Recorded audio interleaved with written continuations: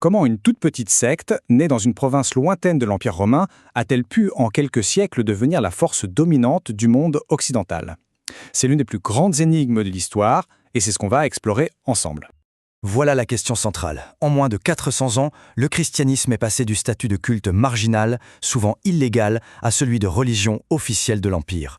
Pour comprendre ce retournement de situation spectaculaire, il faut se pencher sur les faits, les idées et les moments clés qui ont tout fait basculer. Quand on regarde la chronologie, franchement, ça donne le vertige. On part de la mort du fondateur, on passe par des vagues de persécutions de plus en plus brutales.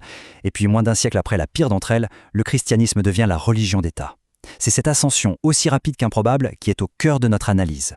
Pour bien saisir à quel point ce triomphe était improbable, il faut se remettre dans le contexte de l'époque. Il faut comprendre le monde dans lequel le christianisme est né. Un monde où, a priori, tout jouait contre lui.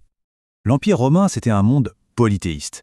Sa stabilité politique et sociale reposait en partie sur le respect des dieux traditionnels et, surtout, sur le culte rendu à l'empereur qui était considéré comme divin. Or, les chrétiens, avec leur Dieu unique et exclusif, refusaient en bloc de participer à ces rituels. Pour Rome, ce n'était pas juste une affaire de croyance personnelle, c'était un acte politique, un acte de désobéissance, une trahison. Alors, une première clé pour comprendre ce succès, elle se trouve dans le message chrétien lui-même. Il proposait une vision du monde radicalement différente, qui a trouvé un écho incroyable auprès d'une grande partie de la population. Et là, le contraste est saisissant. D'un côté, on a le programme de César, qui symbolise l'idéologie romaine. De l'autre, celui du Christ. On a là deux conceptions du monde, deux chemins vers la paix qui sont diamétralement opposés. La paix romaine, la fameuse Pax Romana, c'était une paix imposée par la force, par la victoire militaire. On soumet les ennemis, ensuite on a la paix. Le christianisme, lui, arrive avec une idée complètement révolutionnaire. La vraie paix, la paix durable, elle ne vient pas de la victoire, mais de la justice. Pour les Romains, la paix, c'est quand tout est calme. Pour les chrétiens, c'est quand tout est juste. La différence est fondamentale. Et l'impact social de ce message, il est juste immense. Il faut se souvenir que la société romaine était extrêmement hiérarchisée.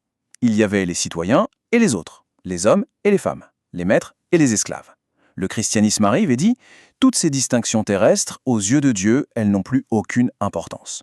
C'est une remise en cause frontale de l'ordre social établi. Il faut essayer d'imaginer l'effet de ces mots sur un esclave, sur une femme, sur un pauvre.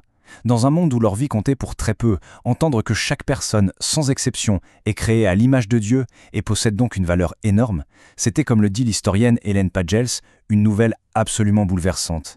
C'était un message d'une puissance et d'une attractivité folle. Mais voilà, un message, aussi puissant qu'il soit, ça ne se répand pas tout seul. Il a besoin de messagers. Ce qui nous amène aux méthodes très concrètes et aux motivations profondes qui ont nourri cette expansion fulgurante. Quand on regarde une carte des voyages de l'apôtre Paul, on voit bien cet effort missionnaire intense, organisé, et cette énergie incroyable. Et l'ironie de l'histoire, c'est que les premiers chrétiens ont utilisé les infrastructures mêmes de l'Empire romain, ces routes pavées, ces routes maritimes sûres, pour diffuser un message qui, au fond, sapait les bases idéologiques de ce même empire. Et là, il y a un tournant stratégique, vraiment décisif, porté notamment par Paul. C'est la décision de s'adresser aux non-juifs, qu'on appelait les gentils. Au lieu de rester une secte au sein du judaïsme, le christianisme s'ouvre à tous les peuples de l'Empire. Forcément, son vivier de convertis potentiels explose.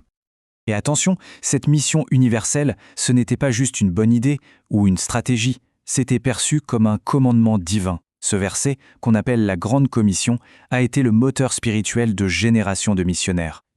Il leur donnait un devoir sacré, celui de répandre leur foi.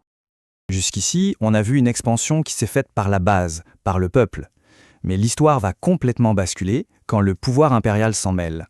On va passer d'un conflit ouvert avec l'État à une conversion au plus haut sommet de cet État. Ce témoignage d'un gouverneur romain, Pline le Jeune, ça fait froid dans le dos. Il nous montre la réalité crue des chrétiens à l'époque. Le simple fait de refuser de renier sa foi, cette obstination inflexible, était considéré comme un crime en soi, un crime contre l'autorité de Rome qui méritait la mort. Pendant près de 3 siècles, la situation est celle-là. Les chrétiens sont au mieux tolérés, au pire violemment persécutés. Et puis, un événement militaire, une seule bataille, va changer pour toujours le cours de l'histoire religieuse de l'Occident. C'est l'histoire célèbre de la conversion de l'empereur Constantin. Qu'il s'agisse d'un miracle divin ou d'un calcul politique génial, le résultat est le même. Pour la toute première fois, le symbole chrétien est associé non plus à la persécution, mais à la victoire militaire et au pouvoir impérial. Le christianisme a soudain un allié, et pas n'importe lequel, l'homme le plus puissant de l'Empire. Et dès l'année suivante, en 313, le changement est acté. Constantin promulgue ce qu'on appelle l'édit de Milan. C'est un texte qui met fin, officiellement, à toutes les persécutions et qui garantit la liberté de culte dans tout l'Empire. Pour les chrétiens, c'est la fin d'un cauchemar de plusieurs siècles. Mais la légalisation, ce n'est que la première étape. Le soutien de l'empereur va maintenant transformer l'Église de l'intérieur et cimenter sa position dominante pour de bon. Constantin ne se contente pas de tolérer le christianisme. Non, il le promeut activement. Il utilise l'argent de l'État pour construire des basiliques magnifiques, il accorde des privilèges fiscaux énormes au clergé, et il va même jusqu'à s'impliquer dans les débats théologiques en convoquant le fameux Concile de Nicée pour unifier la doctrine. L'Église commence à se structurer comme une véritable institution d'État. Et puis vient l'étape finale.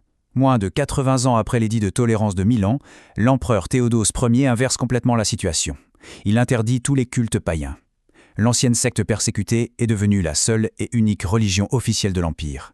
La boucle est bouclée, de la manière la plus spectaculaire qui soit.